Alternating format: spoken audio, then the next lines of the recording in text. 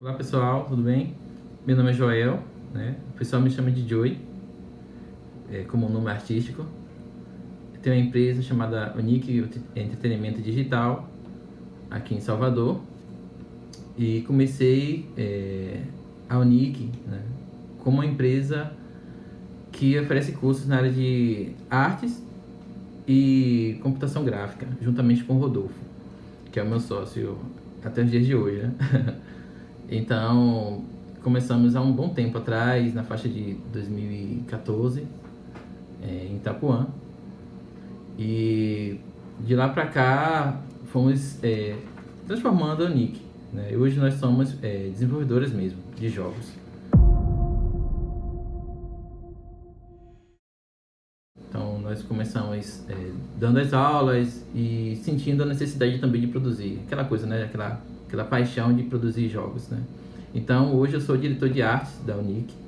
O Rodolfo é diretor de programação, né? Hoje nós temos uma equipe maior. Começamos somente eu e ele, né? Numa sala e tal, só tinha lá um notebook. E hoje em dia nós temos na faixa de 7 pessoas conosco, né? No processo da Unique aí, de produção. E hoje nós temos um game, né? Um game que tem tido certa repercussão, conhecido como Guerreiros Folclóricos, que hoje tem na faixa de uns 50 mil seguidores em uma fanpage nossa. Hoje estamos com alguns jogos, né, em desenvolvimento. Entre eles está o Cosmos, que é um personagem cartoon nosso, né, um personagem voltado mais para um público infantil.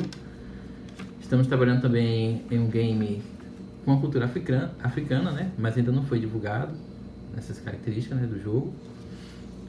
E temos alguns outros jogos casuais, como Tap Masters, né, Monkey Boy, Super Monkey Boy. Então, basicamente, são esses jogos aí que se tornou nosso foco no momento. Entre esses jogos que foram citados, o Guerreiros Folclóricos é o que mais tem a ver com a nossa cultura, né? Ele é um jogo que foi, na verdade, idealizado para abordar a nossa cultura, a cultura indígena e a cultura africana, de uma maneira interessante para o público gamer, né? Que hoje nós vimos que essa área, né, de jogadores tem crescido bastante, né? Esse mercado de games tem crescido muito e nós achamos interessante trazer algo da nossa vivência, né, para dentro dos jogos. E Guerreiros Folclóricos, eu acredito que ele representa bem esse papel, por trazer elementos indígenas, trazer um pouco da história dos deuses e ação também, né? Tem que ter um pouco de um temperozinho para poder conseguir atingir esse público jovem. Devido a esse processo de construção dos guerreiros folclóricos, percebemos, né, que a nossa cultura ela não é tão bem abordada, no fim das contas, né, no meio do entretenimento. Então, trouxemos essa roupagem para os guerreiros folclóricos, né, algo mais interessante. E a inspiração, na verdade, é algo antigo, tipo algo que eu já ouvia meus avós falarem sobre as lendas, né, sobre o lobisomem, sobre o saci, enfim, né, a mula sem cabeça. E aquilo ali foi me trazendo uma certa curiosidade por conhecer mais, né? Eu era garoto, gostava muito de ouvir as histórias, mesmo que tenha algumas histórias que eram um pouco mais, como posso dizer, mais sinistras, né? Diferente, por exemplo, do que é apresentado no Sítio do Pica-Pau Amarelo, enfim, né? Era uma história que me intrigava mais. Eu fui meio que formulando aquelas ideias na cabeça, né? Tipo, por que não? Nossa cultura também ser representada desse jeito, né? Com algo mais interessante, né? Nesse sentido. Porque nossa cultura, na verdade, ela é interessante. Mas depende pro público, né? Para onde é que é voltado o material. E aí começaram a surgir eu comecei a perceber que quando eu comentava com algumas pessoas simplesmente não gostavam muito. Ficavam meio que relutantes, não sei se é porque não conseguia mostrar a visão que eu estava tendo em relação a isso, né? Porque às vezes você comenta uma coisa e a pessoa já imagina a outra. Então, eu disse, pô, eu preciso desenhar para a pessoa poder entender né? E aí partimos para essa questão das ilustrações, das artes dos guerreiros folclóricos. Havia assistido até um vídeo de um carinha que havia feito um vídeo no YouTube e ele havia comentado muito sobre o nosso folclore, porém de maneira pejorativa. Ele estava fazendo comparações entre os nossos personagens e os personagens de fora. Dizia, e a mula, um bicho tão estranho, sem cabeça, tal, tal, tal. Mas a gente vê essas coisas estranhas em outras culturas também, né? E aquilo ali tipo, meio que me incomodou bastante. Então eu disse, pô, deixa eu apresentar alguma coisa interessante, né? E aí essa foi a provocação para surgir o Guerreiros Folclóricos, né? E aí comecei a criar um site e comecei a trabalhar com um traço mais 2D mesmo, mais desenho animado e tal. Mas com o tempo a gente foi reformulando o visual dos personagens, né? Que a gente vai amadurecendo, foi reformulando a ideia. E aí veio aquela questão de dizer, pô, poderia virar um jogo, né? Guerreiros Folclóricos poderia virar um jogo, um game 3D. E eu praticamente não conhecia nada de 3D na época. Rodolfo conhecia mais do que eu e já ficava relutante em produzir. Mas a gente encarou, né? A gente encarou, conseguiu uma equipe bacana, pessoas que ficaram interessadas em produzir o game. E a gente encarou a questão da produção do game, do Guerreiros Folclóricos, né? Que hoje ainda continua em produção. A gente sabe que um game, para ser produzido, ele tem diversos desafios e estamos vencendo cada um desses desafios, né? São várias fases, né? A gente está num jogo, produzindo um jogo. E contamos, sim, dificuldades na questão da produção, como eu havia comentado, né? Que nós estamos num jogo, nossa vida, né? Acaba se tornando um jogo. Mas, assim, uma coisa que me incentivou bastante em continuar a produção é justamente o retorno do público, né? Os elogios, os comentários, por estarmos apresentando algo que até então é diferente, né? E aquilo ali cultivou toda a equipe, né? Então, assim, na verdade, antes disso, o Guerreiros Folclóricos, ele tinha, digamos, ele não havia crescido tanto, mas eu acreditava tanto no projeto que resolvi investir em certas coisas, até tirando dinheiro do próprio bolso mesmo, para dizer assim, não, vamos ver como é que isso vai desenrolar, né? E aí, eu lembro até que no Game Emporium, num evento que tem aqui em Salvador, um evento voltado para pessoal que gosta do público nerd, enfim, né? Do pop. E aí eu disse, pô, vou bancar o stand, vou pagar tudo, vou plotar tudo aqui, vou ver se consigo alguém para poder colar junto com o projeto, algum investidor, alguém que venha, né, fazer parte. E aí foi lá que nós conhecemos Bruno, né, que hoje é o nosso sócio também. Ele se interessou, ele começou com sócio investidor. Hoje também ele desenvolve, né, produz mesmo, mete a mão na massa. E dali para cá fomos achando dificuldades, né, e vitórias, no fim das contas, né? Então conseguimos aprovações de alguns editais, como da Ancine, da Secult, né? Não conseguimos aprovação, por exemplo, junto ao Catarse, que é uma plataforma de financiamento coletivo. Claro que existe aí várias questões. Como é que pode um projeto que tem uma repercussão tão boa não ser aprovado justamente por um público? Mas na verdade o que acontece? Sabemos que existe aí questões de marketing, né? Questão de como divulgar, como trabalhar a exposição, né? do material, como abordar. E isso, eu admito que nós não sabemos fazer isso direito. A gente fica até impressionado com o alcance do projeto, mas a gente não sabe fazer isso. Então, eu acredito que a partir dali, a nossa, como posso dizer, a não aprovação, né? No Catarse, mas tanto é que havia comentado com a equipe, disse, pô, pessoal, é o seguinte, tá parecendo o Brasil, a gente tomando de 7 a 1, vamos tirar o projeto daí. Porque que acontece? Não tá dando resultado aí, ok? Não tá dando resultado, alguma coisa a gente tá fazendo de errado, não tá dando resultado aí. Vamos tentar os editais, né? Vamos tentar os editais, e foi dito certo, né? A gente começou a acertar os editais, e hoje o projeto, ele continua sendo em desenvolvimento a partir desses editais que foram aprovados. A ideia, na verdade, né, a concepção, né, a gente partiu da seguinte maneira: pô, como é que a gente pode criar um game que a gente já sabe que nós vamos ter dificuldades em desenvolver pelo fato de não termos um conhecimento muito amplo, né? Tanto na engine, que é Unreal, onde nós estamos trabalhando, quanto também nas questões das modelagens, né? Como é que a gente vai desenvolver esse jogo? Bom, na minha cabeça, né? Tipo, por não ter tantas experiências, eu imaginei que seria algo até mais tranquilo de ser feito. Disse, não, a gente só faz um modelo ali e tal, faz... Mas quando a gente mete a mão na massa mesmo, que a gente vai produzir, a gente sabe que realmente é complicado desenvolver um game. É complicado, mas eu acredito que o que incentiva a gente, o que motiva a gente é a diversão, né? Pra mim, eu acho que desenvolver um jogo hoje em dia, eu me divirto mais desenvolvendo do que jogando, né? Tipo assim, meu computador já tem um ano que eu não jogo necessariamente um jogo ali. Eu assisto mais vídeos de jogos, analiso e jogo alguns jogos casuais para poder pegar ideias de jogos casuais também, né? Mas eu realmente me divirto produzindo. Produzir para mim é maravilha, sabe? Então eu me sinto realmente realizado na questão da produção. E é isso, a gente começou a pensar, pô, vamos fazer um game baseado em God of War, né? Que é um game que é bombado. Não, hoje em dia, realmente, o God of War é um game estrondoso. Na época, a gente havia se baseado nele na mitologia grega, né? Então, assim, a gente pegou aquela ideia da cultura pop, né? De se inspirar em certos elementos.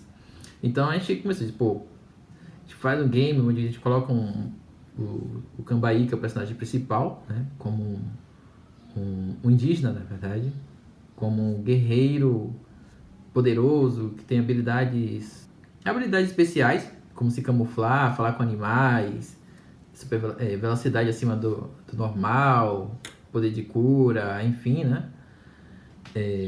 E aí torna ele um herói, o protagonista do game. Né? E o Saci, que também foi uma imagem nossa que teve uma repercussão boa também, torna ele um antagonista. E aí as pessoas às vezes já tive até uma crítica, né? Alguém chegou pra mim e disse assim, por que você botou... Na verdade eu vi uma crítica direcionada a outra pessoa, alguém comentando lá, mas você pegou o Saci, botou o Saci como vilão da história e não sei o que, é porque é negro. Aí quando foram me conhecer, que viu que eu era negro, aí não falaram mais nada, né? Porque eu acho que, tipo assim, isso não tem nada a ver, eu acredito. Tanto é que tem personagens que são vilões e são super queridos, como por exemplo o Loki, né? O Thanos, por exemplo, a galera gosta muito desses personagens assim, né? Tem o Deadpool, que na verdade não é um vilão, é um anti-herói. Mas assim, eu não acredito que... Tem o Coringa também, que a galera curte pra caramba, né? Então, não acho que isso vai degradar a imagem do Saci.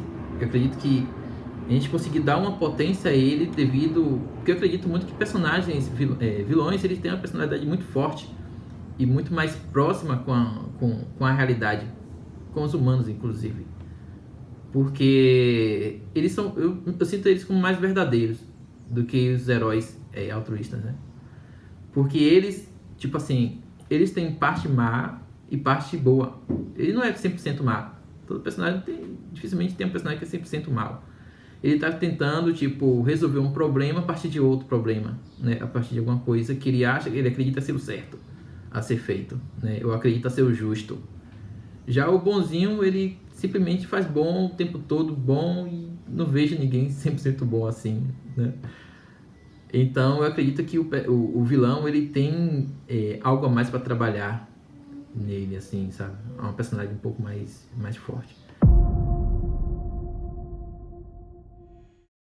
Então o que partiu foi isso também para poder trabalhar o roteiro do game. Então nós partimos de que escolhemos um mundo chamado Cacó, que seria um mundo fictício, uma suposta cidade perdida na Amazônia, né?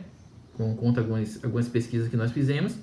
E aí dissemos assim, pô, nós poderíamos pegar essa suposta cidade perdida na Amazônia como um mundo. Vamos transformar essa cidade tipo, num mundo onde nós vamos ter liberdade de construção desse mundo, no caso do game design mesmo, onde vamos poder colocar montanhas, vamos poder trabalhar rios e outras coisas, sem necessariamente ficar preso com a questão da floresta amazônica, enfim, né, ou questões reais. A gente vai poder trabalhar melhor a história, né, colocar outras criaturas e tornar aquilo ali um pouco mais palpável, né, porque como se trata de um mundo fictício, que se encaixar ali é mais aceitável do que a gente tentar trazer isso para o Brasil, por exemplo. E aí a gente começou a trabalhar em cima da ideia de Akakor, né? E como é que se desenvolve essa história geral? Nós temos Cambaí, né, que é esse guerreiro indígena. Ele é filho de Tupã, no nosso caso. O Cambaí, ele é inspirado no Saci original, que era indígena, né?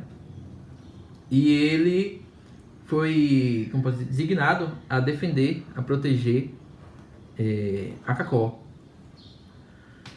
E acontece na trama, acontece de que existia também o Saci, onde ele achava injusto certas coisas, na verdade. Ele achava injusto, por exemplo, que o desmatamento, né, a caça predatória aos animais, em nosso mundo, no caso no Brasil mesmo, né, ele achava isso inaceitável, e ele queria, de uma maneira drástica, acabar com os humanos na Terra. Ele achava que nós éramos uma praga com relação a isso. Mas outra parte, né, outras lendas acreditavam que nós fazemos parte da natureza, né, porque nós não só fazemos o mal, mas também fazemos o bem. E precisávamos existir para poder ter o equilíbrio, né? Então o Saci, ele planejou uma invasão à Terra, e ele precisava que o Cambaí estivesse vulnerável, que teoricamente Cambaí ele é um ser imortal. A partir de um amuleto que ele usa no pescoço, ele seria um ser imortal. E aí eles fazem uma trama para poder deixar Cambaí vulnerável. E aí, para poder tirar Cambaí de Akakor, eles mandam Cambaí para a Amazônia. E aí Cambaí cresce aqui, renasce aqui, na verdade, né? E aí ele sente como é viver no nosso mundo. E aí chega um determinado momento que ele necessita voltar para Akakor. Ele precisa voltar para Akakor, porque o Saci já havia dominado boa parte daquele mundo lá, né, criando a invasão à Terra. Então ele é necessário ele voltar para poder impedir o Saci de cumprir o plano dele. E aí nessa que ele volta, aí começa todo o conflito, né, de tipo assim, o Saci já vai estar muito mais poderoso, vai ter feito pacto com outros seres, por exemplo, com um ser indígena chamado Jurupari, que é um deus indígena, deus dos sonhos, né? E aí Saci, ele consegue fazer um pacto com o Jurupari, se tornando mais forte. E com este elo, ele acaba meio que tornando mais possível, né, a invasão à Terra. Então o Cambaí, ele chega lá, consegue outros aliados, como a Yara, que é uma personagem feminina, né, que nós dizemos que é uma sereia, na verdade, né? E ela se torna a principal aliada dele, uma guerreira. Eu acredito que é interessante, de além de trazer essas questões da cultura, trazer também a representatividade, né, para os games. E a Yara, acredito que ela tem um papel muito importante, porque ela tem até mesmo relações, né, com o Cambaí, né, relações afetivas. E a gente traz aquela questão da emoção dentro do game.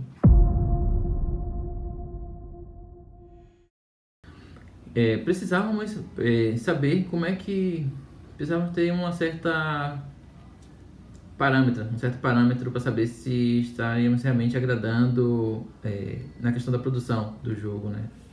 Se os elementos que estamos colocando do jogo é realmente interessante. Então a gente saiu da questão da produção interna, né? Que já ouvimos a galera está desenvolvendo internamente. Então dizia, isso aqui está muito lento, aquele personagem está tal jeito, então vamos sair daqui e vamos levar isso aí para o público. E aí participamos de um evento chamado BGS, né, Brasil Game Show, em São Paulo. Apresentamos a história, apresentamos um protótipo do game, o pessoal jogou, muitas pessoas jogaram, gostaram. Não, por que me pareça, não vi nenhuma crítica em relação à história, nem visual, nem jogabilidade. Talvez porque também algumas pessoas entendem que o jogo não está 100% pronto, né? Então tem pessoas que relevam e acabam não dizendo certos problemas, né? Tem outras que já falam, né? Mas a gente não ouviu questionamentos em relação a isso. E na verdade o que a gente ouvia é uma indagação, né? A gente perguntava assim, pô, esse jogo é bacana, velho, quem é que tá fazendo esse jogo? A galera de fora disse, não. Ele falou, é do estado de fora não, do exterior não. É aqui do Rio, São Paulo, disse, não. A gente da Bahia está desenvolvendo esse jogo. Aí o pessoal ficava impressionado com isso que está sendo desenvolvido na Bahia. Tá? Era isso que a gente ouvia direto lá. A questão de, tipo assim, as pessoas ficarem perplexas por um jogo nessa temática e daquela forma que a gente está apresentando ser desenvolvido na Bahia. E isso deixava a gente, de certa forma, triste e feliz, né? Feliz por estar impressionando e triste por não estarem levando fé na Bahia. Mas foi legal, assim, a experiência, né, de estar apresentando o game lá e colhendo feedbacks, né? Muitos foram positivos. Eu não lembro, não recordo de feedbacks negativos em relação ao game. E aí vimos que é interessante, né? Foi interessante essa apresentação no evento e que realmente vale a pena encarar, né? Encarar a produção, encarar até tudo, né? Em relação a esse game, né? Que a gente está propondo. E aí começamos a colocar o projeto em editais, né? Começamos também a colocar o projeto em editais e aí conseguimos, graças a Deus, acertar na Secult. E isso surgiu uma verba para poder continuar a produção do game, né? Conseguimos fazer uma boa parte do game e depois acertamos em outro edital da FAPESB, né? Tentamos um edital da Ancine, não conseguimos, chegamos na final duas vezes da Ancine e não conseguimos levar, né? Uma, assim, eu acredito em várias questões, né, em relação a isso aí. E uma, a gente estava concorrendo diretamente com uma outra empresa que tinha uma coisa bem parecida com a nossa. Muito parecida mesmo, né? E só que a outra empresa já tinha um respaldo lá fora, né? Já tinha feito jogos para várias empresas lá fora e tal. Então eu acredito que isso pesou muito. Porque hoje nós temos na faixa de 7 pessoas desenvolvendo o GF. Temos eu, Bruno, Rodolfo na programação, tem Ebert no level design, tem Lucas, que também é da programação da Unreal, Carlos, que também faz parte da arte, ele me ajuda bastante na questão dos conceitos, principalmente de cenários também, né? Ele tem uma visão muito boa para o cenário de Akakó. E temos algumas pessoas, como posso dizer, que não dá para citar, que são várias pessoas, né? Que não estão, tipo, oficialmente dentro da empresa, mas que incentiva muito e sempre dá um jeitinho de conseguir alguma coisa pra gente, sabe? Então a gente tem várias parcerias aí. Temos parceria nós tínhamos uma parceria com a Tabuleiro, que ela ajudava a gente também nessa questão de editais, né? Hoje nós temos outras parcerias, né, com pessoas físicas também, né? Então, com o Ricardo, né? Que é um rapaz que ele trabalhava junto com a Login, né? Então ele incentivava muito, entre outras pessoas, né? Tem pessoas que já passaram pelo Nick, como o Alex também, que ele foi o primeiro a desenvolver o level design o level do game, né? A gente só apresentou o mapa em um evento que a gente foi no Game Polo, então não tinha nada, só tinha um mapa lá e as imagens dos personagens, e o pessoal já gostava, então a gente também tem que dar crédito a Alex e entre outras pessoas, né? Mas no geral mesmo só são as 7 pessoas dentro da Nick. Gears of War Chronicles, ele tem uma influência na cultura pop mesmo, né? Começamos a enxergar e dizer assim, por que não fazer certo tipo de linkar, né, a temática com certo tipo de materiais que nós consumimos e sabemos que dá certo no mercado, né? Então a gente aí começou a pensar, por exemplo, a gente começou a fazer meio que um sincretismo, digamos assim, né? E a gente começou a dizer, o Cambaí, ele é mais parecido com Thor, né? Filho de Tupã, Deus do Trovão, né? Tem o Saci, é mais um Loki. Aí, no caso, como o Loki é, no caso, Deus da Trapaça, nós colocamos o Saci como o Deus do Caos, né? Porque, você sabe, né? Ele gosta de fazer travessuras. Então, assim, Jurupari, né, em relação ao Odin. Então a gente começou a pegar essas referências da cultura pop mesmo e trazer de maneira bem, como pode dizer, sincretizada, né? De maneira mais, tipo, a pessoa poder enxergar aquilo ali, mas apenas como essência. E aí fomos mantendo o máximo em relação ao conteúdo, ao que nos é pertinente, realmente, né? Então a gente foi pesquisar de quem se tratava o Cambaí na história, realmente, quem era Jurupari, quem era Tupã, quem era Saci, de onde é que veio, como é que surgiu. Até nas artes também, as referências visuais, eu olhava um pouco de materiais da cultura pop, nerd, e também olhava materiais populares brasileiros, né? Então via vários tipos de, por exemplo, via vários tipos de sacis, vários tipos de... Eu ia desenhar, por exemplo, sei lá, o Curupira. Eu via várias referências de Curupira, lia também várias referências, várias citações de Curupira de determinadas regiões, como ele era, as características. Então eu tentava pegar um pouquinho de cada um, né? Pegar um pouquinho de cada ideia, achava tipo assim, vou montar um Curupira Frankenstein aqui. Pegar um pouquinho de uma região, um pouquinho de outra, e nessa forma ia criando, né? Então é isso, a gente se baseou muito na cultura pop mesmo, né? Dos games, dos quadrinhos, cinema também, né? Então é essa a visão do GF para poder se tornar interessante. É uma estratégia que a gente cria.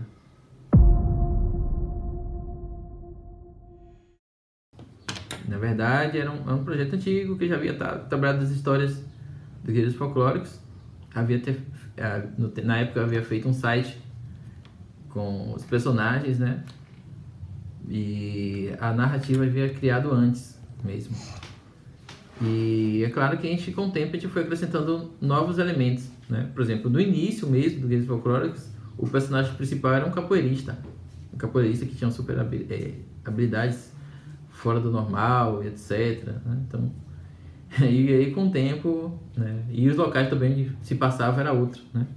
Mas isso aí só foi mudado, por exemplo, o objetivo do Saci ainda continuava o mesmo. O Curupira já estava lá, outros personagens já estavam lá, a Mula já estava lá, a Lamoa, enfim.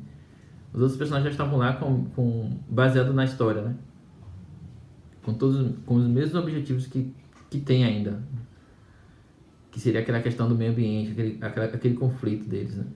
E aí o que acontece? A gente começa a trabalhar a questão da narrativa, né? Tentando dialogar ela com o game design. Então a gente vai começar a trazer a questão daquele mundo onde esses personagens, né, têm suas localidades, têm suas regiões dentro das fases, e a história ela vai se desenvolvendo, né, entre aquelas missões, e aos poucos as pessoas vão conhecendo cada personagem, né, cada criatura que vive naquele ambiente. Na verdade, assim, não deu para contar todos esses processos em um jogo só, não dá para contar, porque é muita coisa. Guerreiros Folclóricos seria um game muito... Ele não foi um game para ser curto, no fim das contas. Eu acho que...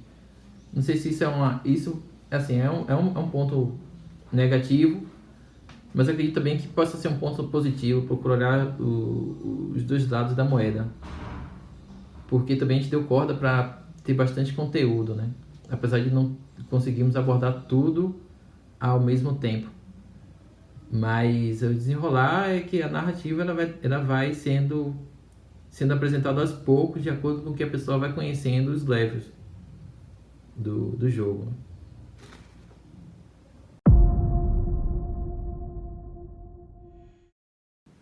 E com relação à questão do game design do GF, né? Nós pensamos da seguinte maneira: vamos criar estratégias para que seja possível desenvolver um game, né? Não vamos sonhar muito alto, não, porque sabemos que a produção ela teoricamente é simples, mas quando a gente desenvolve, né, a coisa se torna um pouco diferente. Então começamos a ver essas questões técnicas, né, em relação ao desenvolvimento. Então vamos lá, a gente selecionou o mapa neutro, né, que seria o Akakor, um mapa onde a gente não precisaria seguir com fidelidade, por exemplo, o mapa do Brasil. A gente não precisaria. A gente teria um ambiente onde daria liberdade ao level design, desenvolver as plataformas, enfim, desenvolver dificuldade, né? Então, assim, a quantidade de personagens que vai entrar no game, isso também foi bem pensado. Quem poderia entrar, quem não poderia entrar. As nossas dificuldades em relação à questão da produção mesmo, né? Da questão tipo assim, da modelagem. Pô, tipo assim, tinha dificuldade gigantesca em fazer cabelos, pelos. Em jogo dá um trabalho fazer com a técnica dos planes, né? Que na verdade é o mais indicado, mas realmente dá muito trabalho. Então a gente começou a dizer, vamos usar esses personagens aqui que dá menos trabalho em determinadas coisas, né? Claro, a gente passou por isso, a gente fez alguns personagens com cabelos, enfim, mas a gente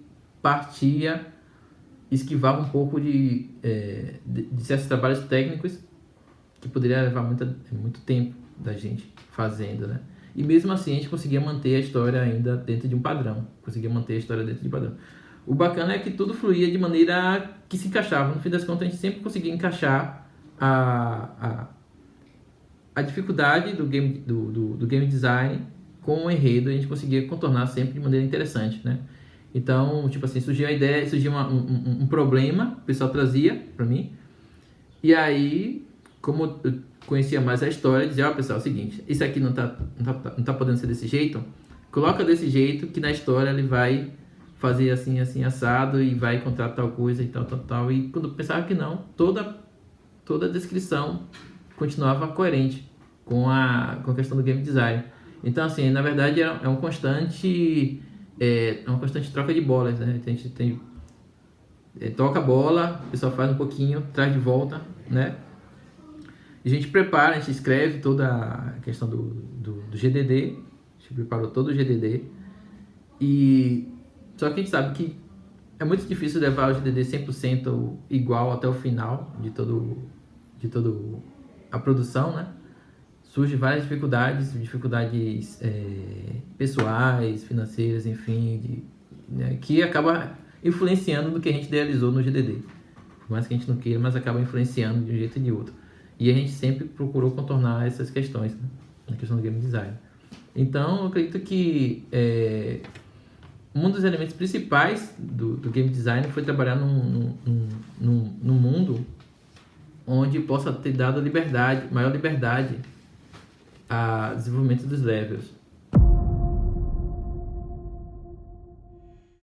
E aí partimos para algumas estratégias de mecânicas mesmo, algumas coisas que influenciaram a desenvolvimento. Então pensamos o seguinte, partindo do princípio, nós estamos fazendo um jogo para um público gamer. Esse pessoal, eles gostam de jogar jogos do nível ação-aventura, hardcore.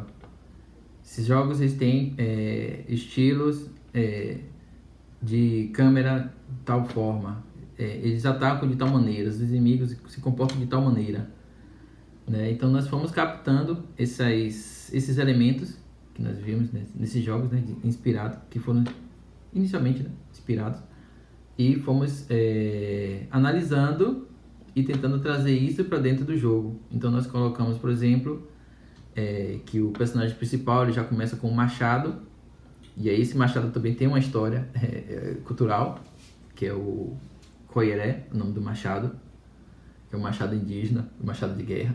Então nós conseguimos achar um machado, uma coisa interessante. E aí nós fomos, nós precisamos colocar os desafios de maneira, como pode dizer, evolutiva, né? No caso, progressiva. E aí fizemos com que as pessoas fossem conhecendo os mecanismos básicos do personagem, né? Como atacar, como correr, como pular, como dialogar com outro personagem, né?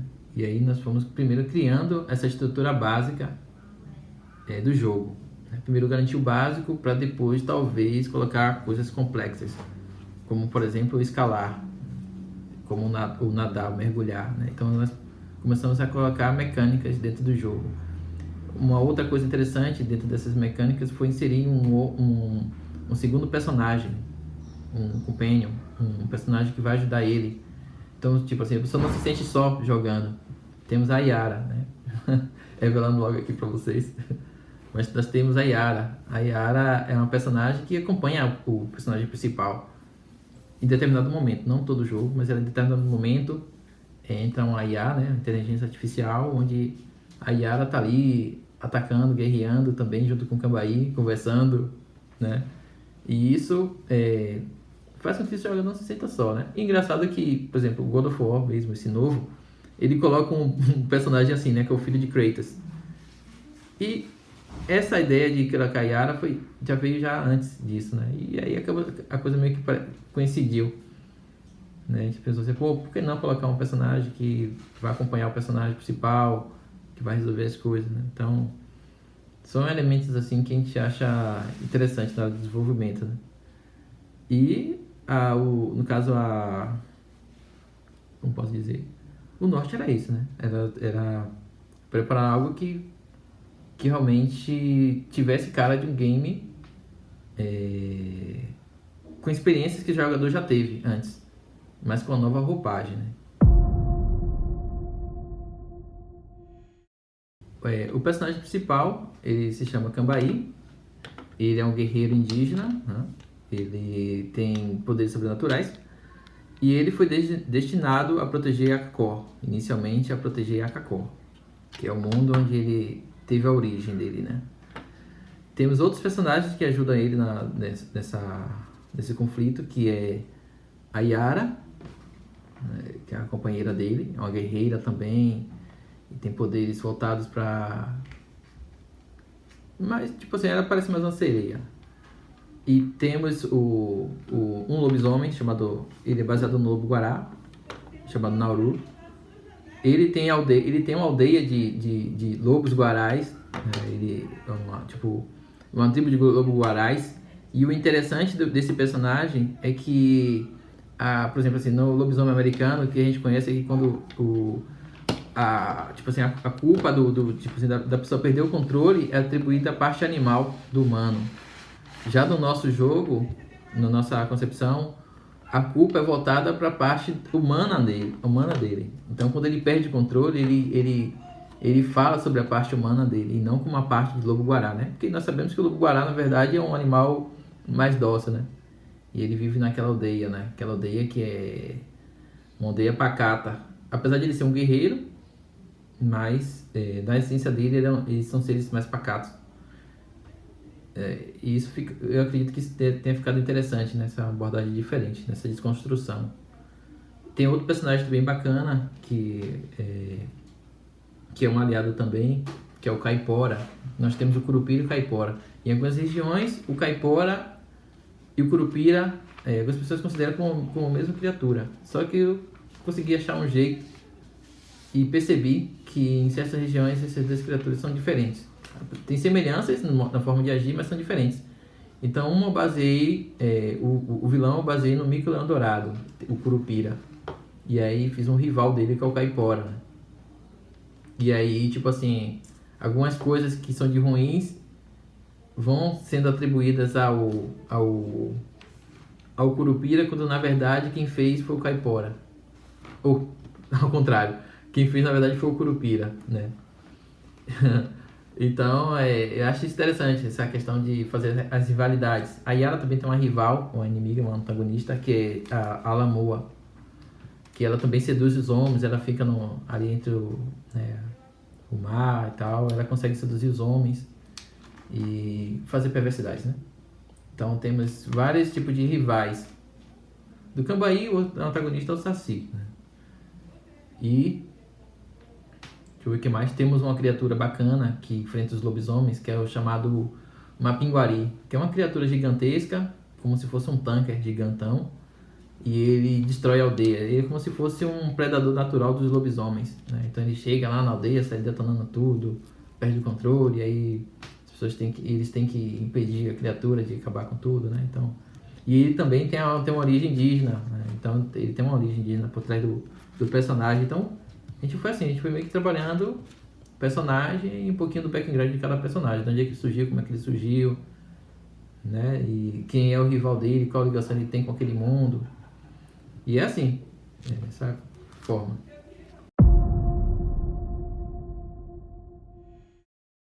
Pronto. O que acontece com relação às questões das artes, né? Eu imaginei o seguinte, disse, pô, a gente precisa ter algo interessante, algo que não foi apresentado ainda para o público que a gente quer atingir. Sabemos que tem materiais bacanas, né? Tem muito material bacana voltado ao folclore, né? Como já foram citados aqui, mas não especificamente para esse público. A gente ainda não havia enxergado nada ainda voltado para esse público. E aí, disse, pô, a gente vai fazer uma coisa um pouco mais descolada mesmo. A gente vai apresentar visuais mais descolados, arriscar mais. Sim, a gente estava exposto a críticas. Eu, inclusive, recebi críticas de outro artista. Não vou citar não, porque eu acredito que tudo é válido. Mas eu recebi crítica de outro artista mesmo. Dizendo, você vai fazer isso aí, você vai mexer nisso aí e tal, não sei o que. Isso, rapaz, a gente tem que ir por aqui mesmo. Porque vai ficar bacana. Deixa eu desenhar pra gente ver como é que vai ficar. Deixa eu fazer, né? A gente tem aquela... Quem também é envolvido no projeto, né? Eu entendo a preocupação dele. Inclusive, ele tem um projeto também similar, parecido hoje em dia, que também tem uma boa repercussão. E aí, disse, não, vamos encarar isso aí mesmo, vamos fazer isso aí mesmo, né? E aí, pronto, eu disse, eu vou fazer coisas bem loucas aqui. Aí, pronto, aí começou a surgir o primeiro, foi o quê? Foi o Saci. Foi o primeiro personagem remodelado, repaginado, né? Do que havia feito na época, quando eu comecei a criar os Guerreiros Folclóricos. E aí o Saci, ele agradou. A gente colocou ele à prova, né, de público, e ele agradou. Então eu disse, pô, é por aí mesmo. Então a gente vai ter que fazer alguma coisa que tenha uma pegada mais hardcore mesmo. Uma coisa mais hardcore. Aí começou a surgir outros personagens, como o Curupira, também com visual já com uma pegada um pouco mais, né, mais diferentona, um pouco mais até perversa, assim, né? Que o pessoal olha assim e espera esse personagem perverso. Eu acredito assim, que a gente não precisa abordar coisas de nossas culturas sempre com um olhar bonzinho, tudo bonzinho. Eu acredito que para tudo tem uma contraparte, e isso para quem joga é interessante, é bacana, né? E aí, assim, a gente parte do pressuposto da seguinte maneira, pô, como é que essas pessoas vão tipo assim, tem aprendizado isso aí, esse material, pô, esse Saci é totalmente diferente do que eu conheço, ele é um gurizinho com uma perna só, vocês transformaram ele num monstro. Sim, tem a questão do tipo assim, de você ter o aprendizado periférico, né? Tipo assim, você olha, cria curiosidades e vai buscar por conta própria, né? Porque também tem que partir do interesse da pessoa. Então ela busca por conta própria informações sobre aquele mito, sobre aquela lenda. Então, na verdade, a ideia do Guerreiros Folclóricos não era educar diretamente, mas provocar, trazer trazer essa questão da curiosidade mesmo, né? Para a pessoa poder fazer essas pesquisas por si só, né? Da mesma forma que a gente aprende a falar aprende ou tem curiosidade de falar outras línguas porque a gente joga ou porque assiste um filme, ou como a gente conhece tanto da mitologia grega, enfim, outras culturas, né? Por assistir, né? Então, diz assim, não, a gente não precisa trabalhar um material muito ao pé da letra, senão a gente vai ficar engessado, mas nós podemos sim fazer com que a pessoa crie interesse e por fora pesquise coisas sobre o nosso folclore. Então vamos investir mesmo no visual, no mundo, criar um mundo lúdico mesmo. A ideia do Guerreiros Folclóricos é trabalhar um universo, e sabemos que temos muito conteúdo, um conteúdo muito vasto, né? Só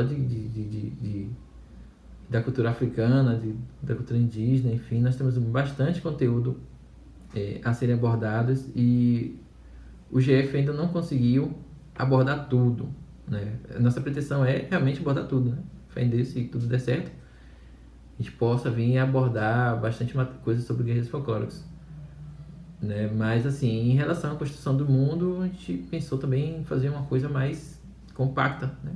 De acordo com o que fôssemos apresentando o universo, fôssemos também abrindo o mundo de Acacó, né, em relação a isso aí. Então, assim, a construção do mundo do Guerreiros Folclóricos, ele parte desse ponto, né, de avançar na questão da parte técnica, né, idealista, à medida que a gente for abordando outras temáticas sobre o mundo. As diretrizes assim, para poder desenvolver os cenários do GF partiu tipo assim, de certas considerações em relação à produção mesmo. Muita coisa foi levada foi pensada em relação também à produção, né? Tipo assim, idealizava uma coisa e ao mesmo tempo imaginava isso em produção. Eu acho que talvez uma vantagem que eu senti ter é a questão de poder visualizar o que, tipo assim, eu conheci a minha equipe, conheço o pessoal, sei do que eles são capazes e em quanto tempo eles conseguem fazer as coisas. E nisso, assim, me ajudou a visualizar e apontar para cada um. Dizer assim, olha, pessoal, isso aqui, ó. Você faz isso aqui desse jeito, né? Porque eu sei que você faz. Né? E assim, a gente conseguiu se adaptar bem. Então, nós partimos, por exemplo, de início, nós partimos para uma floresta mesmo. Ainda assim, está dentro da temática. Colocamos algumas ruínas, algumas coisas destroçadas no cenário. Então, a gente não precisou ainda necessariamente ir a fundo, a pensar em como seria uma arquitetura, sabe? Então, trabalhamos mais inicialmente florestas, os puzzles, né, dentro dessas florestas, as missões, e aos poucos nós fomos colocando vestígios de civilizações dentro dessa floresta, dentro desses locais, desses ambientes, né? E foi assim, foi tipo meio que... Me parece que tudo se encaixou perfeitamente nessa questão aí, né? Porque pelo menos eu tentei não atribuir algo que eu visse que estivesse longe de execução, né? Algo fora do normal. Essa foi a minha pretensão.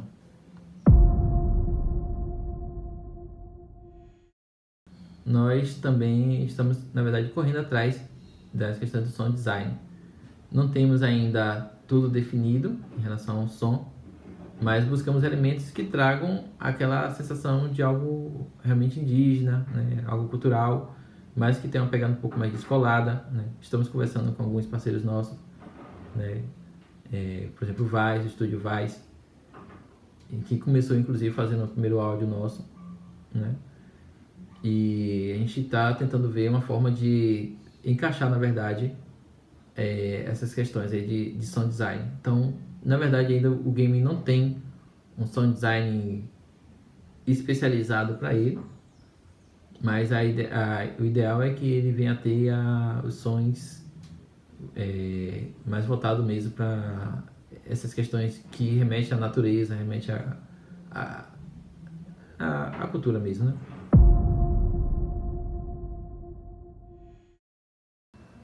Essa questão da sensação, né, da atmosfera ali também, voltada ali pro jogador.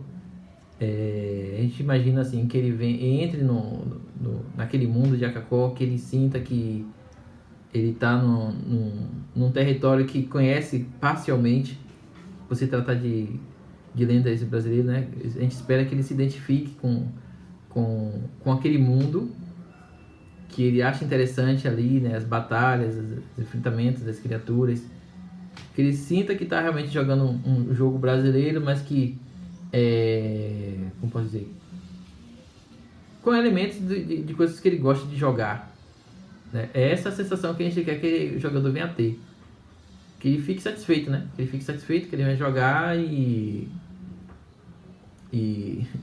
dar o like. Eu sinto que eu tenho muita coisa clara na mente. Eu acredito que que eu consigo, tipo, pensar em muitas coisas do GF. E não sei exatamente como posso dizer, descrever do que é que a gente precisa, porque assim, normalmente quando surge alguma dúvida, alguma coisa lá no Nick, né, eu prontamente já respondia como é que aquilo ia desenrolar, mesmo sem ter tido escrito nada, e as coisas acabavam tipo se encaixando, sabe? Então eu não sei bem explicar isso Mas assim, sei lá, parece que eu já tenho uma história já embutida em mim, né? Então eu já passo, já escrevo, já comento com o pessoal o que é que vai acontecer e se titubear, né? E quando a gente vai ver, tudo se encaixa, tudo bate certo. Eu não sei como é que o que é que realmente o Jeff precisa mais. Eu ainda não consegui enxergar, porque eu já vejo ele bem completo. Eu acredito assim que eu vejo ele bem completo mesmo, na questão da idealização, né? Infelizmente, a gente ainda não conseguiu passar tudo isso para um game, e eu acho que dificilmente a gente vai conseguir passar nem 2, nem 3 games. A gente não vai conseguir passar.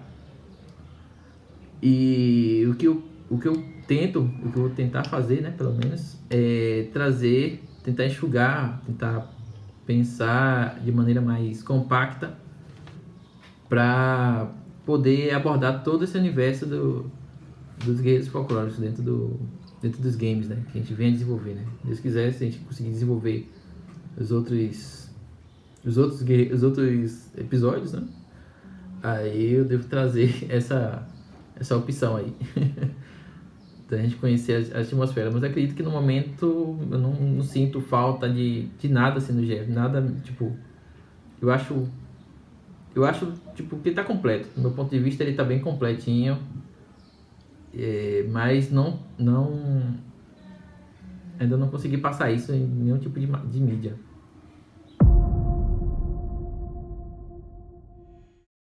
E aí o que acontece durante como pode dizer, essa jogabilidade, né?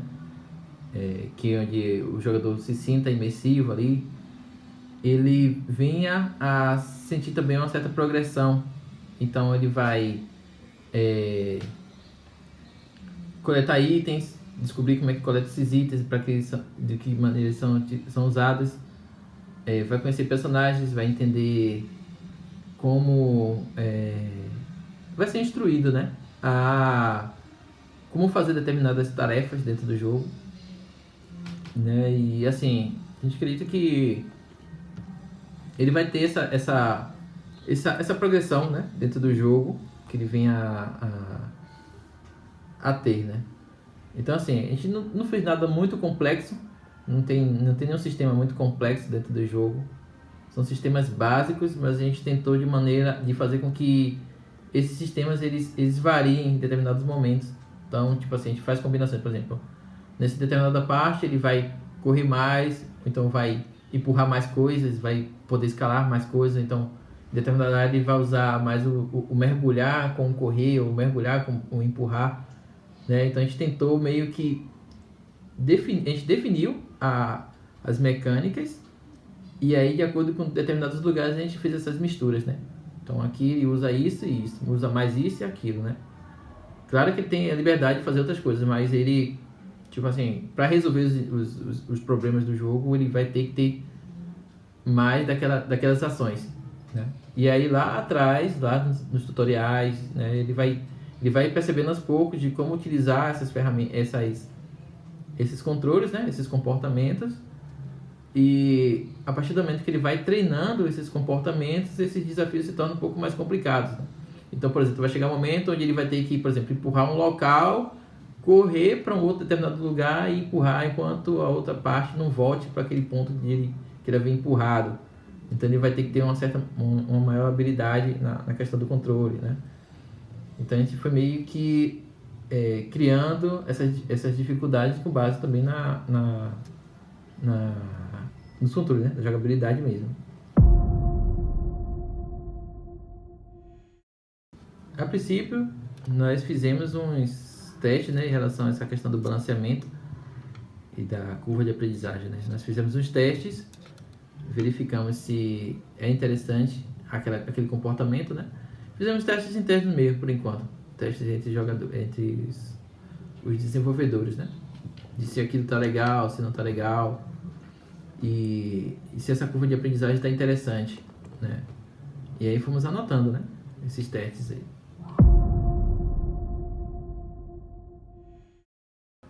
Três dicas que eu daria, que eu dou para quem quer ingressar nesse mundo de desenvolvimento de jogos. Primeiro é procurar pessoas que gostem do que você, da mesma coisa que você gosta de fazer. Procurar se envolver com pessoas que queiram ou tenham objetivos parecidos com o que você quer, né? Então, tipo assim, e que te complementem, na verdade, né? É claro que não somente complementar, né? Mas até mesmo semelhantes também é bom para você ter mais conhecimento dentro do seu... Mas essa aí já seria a segunda dica. Então, a primeira dica é essa aí. Se junte com pessoas que têm interesse, que gostam do que você faz. E aí vocês vão conseguir se incentivar, né? Um ao outro. Foi assim que a gente começou, né? Eu tenho uma pessoa que eu me identifiquei, que a gente tem interesses em comuns e que até hoje a gente continua na parceria excelente. Pode dizer que a nossa parceria é excelente. E a gente tem as desavenças, mas a gente já consegue entender. Até as desavenças da gente são coisas amigáveis que a gente consegue fazer até piadas das nossas contradições, né? A gente não deixa nunca o ego bater lá em cima, né? Então a gente sempre tenta trabalhar com os diálogos. Então a primeira coisa é essa aí. A segunda coisa é conhecimento, né? Não necessariamente na mesma ordem, mas é importante que a pessoa busque conhecimento, seja de maneira autodidata ou na faculdade do nível superior, enfim. Mas é interessante a pessoa buscar conhecimento, né, do que se quer fazer. E a terceira dica, eu acho que a terceira dica meio que, como posso dizer, não se abalar com as dificuldades, né? Você ter um psicológico bom, porque vai vir realmente dificuldades, pode ter dificuldades nesta área, mas é aquilo, né? Se você tiver um amigo do lado, pessoas que te incentivem, se você estudar o necessário, você vai conseguir vencer essas dificuldades, né? E quando eu falo estudo, é o estudo não somente daquela área específica, mas estudar tudo em torno daquela área específica, né? Então, por exemplo, como trabalhar um plano de negócios, como trabalhar a questão do marketing, como trabalhar alguma coisa, né? Enfim, de outras áreas. É bom ter esses conhecimentos, mesmo que você se especialize em um. E a dica particular que eu dou para minha área é: você o estudo. Eu poderia dar várias dicas, né, para isso, mas acredito que a principal é você fazer o que você gosta de fazer. Eu acho que essa é a dica principal, e o restante ele vai vir como consequência. Se você dar mais dicas, eu acho que as dicas anteriores também funcionam, né? Que é a questão dos estudos, você se juntar com pessoas que você gosta, mas eu acho que a dica principal é você realmente gostar daquilo que você está fazendo, porque senão não adianta, você vai acabar esmorecendo, vai acabar até mesmo parando, né? Então, é o principal, é gostar. Se você gostar, o restante é consequência. Se você gostar, você vai estudar. Se você gostar, você vai conseguir, com certeza você vai ter novos contatos, né? Você vai conseguir ganhar com o que você faz, porque você vai procurar fazer bem. Então, eu acredito que o gostar é o inicial.